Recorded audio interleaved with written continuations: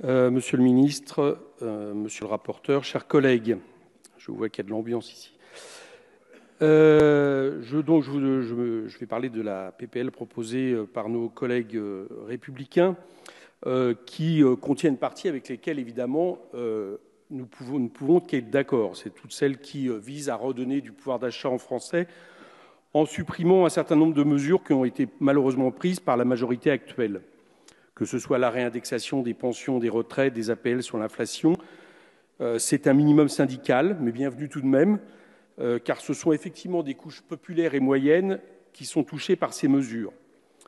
En 2019, les bénéficiaires auront perdu en moyenne et en termes réels 12 € d'APL depuis l'arrivée d'Emmanuel Macron, et cette dégringolade, malheureusement, va encore empirer en 2020. Notons d'ailleurs qu'elle touche aussi la politique du logement social, puisqu'on propose, par la loi Élan, aux bailleurs sociaux, de contribuer à hauteur de cette somme, y compris en vendant des parcs HLM et y compris des parcs immobiliers HLM dans les villes qui ne respectent pas la loi SRU, ce qui évidemment doit expliquer en partie les moins 10% de construction de logements sociaux constatés en 2018. C'est une autre mesure évidemment bienvenue et que vous avez mis dans votre PPL, réclamée par les Gilets jaunes et manifestement par une très grande majorité de Français, qui est l'annulation de la hausse de la CSG sur les retraites. Nous l'avons également défendu lors du dernier PLFSS.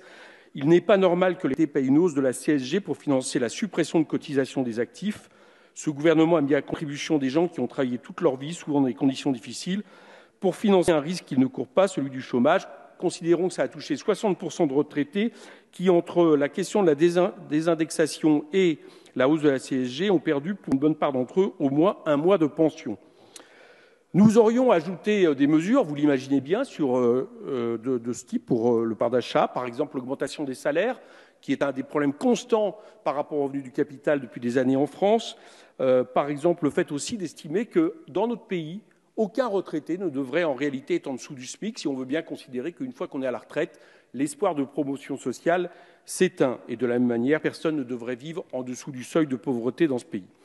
Par contre, ce qui nous ennuie dans votre PPL, c'est la manière dont vous financez ces mesures, c'est-à-dire par des coupes massives, entre 10 et 20 milliards d'euros dans les dépenses publiques et donc dans les services publics. Autrement dit, quelque part, on prend des mesures de pouvoir d'achat mais on les récupère par la diminution des services rendus par l'État aux citoyens, puisque bien souvent, l'État est le seul appui, à un moment donné, par des mécanismes de solidarité et de redistribution pour une bonne partie des classes populaires, voire moyennes.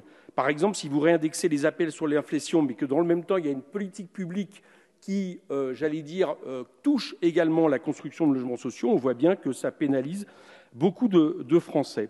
De ce point de vue-là, d'ailleurs, moi, je suis sans arrêt étonné d'entendre cette question qui voudrait que les dépenses publiques, finalement, c'est un peu comme si on ouvrait la fenêtre et qu'on jetait l'argent par la fenêtre et que ça ne servait pas les Français. Ce n'est pas vrai.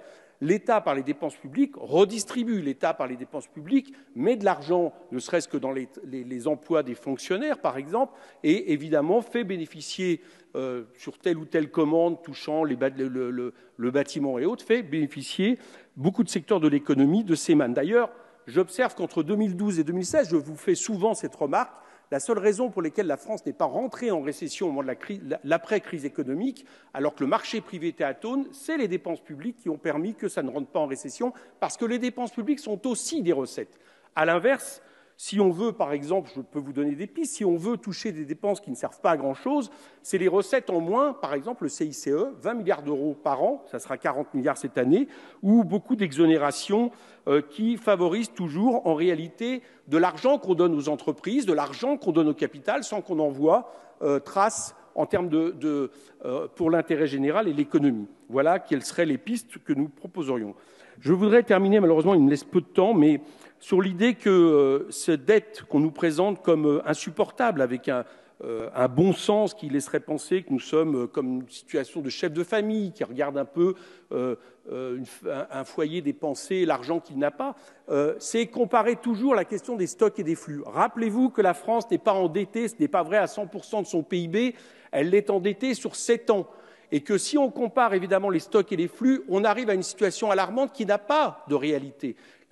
L'endettement de la France, c'est les intérêts que nous payons chaque année, et de ce point de vue-là, nous le supportons largement. D'ailleurs, je vous fais remarquer que, par exemple, beaucoup de partenariats publics-privés, je pense à Lyon-Turin, à chaque fois, qu'est-ce qui est demandé comme garantie? La garantie qui est demandée, c'est toujours celle des États, ce qui montre bien que, vu le patrimoine des États, nous sommes très loin, en réalité, dans une situation de faillite.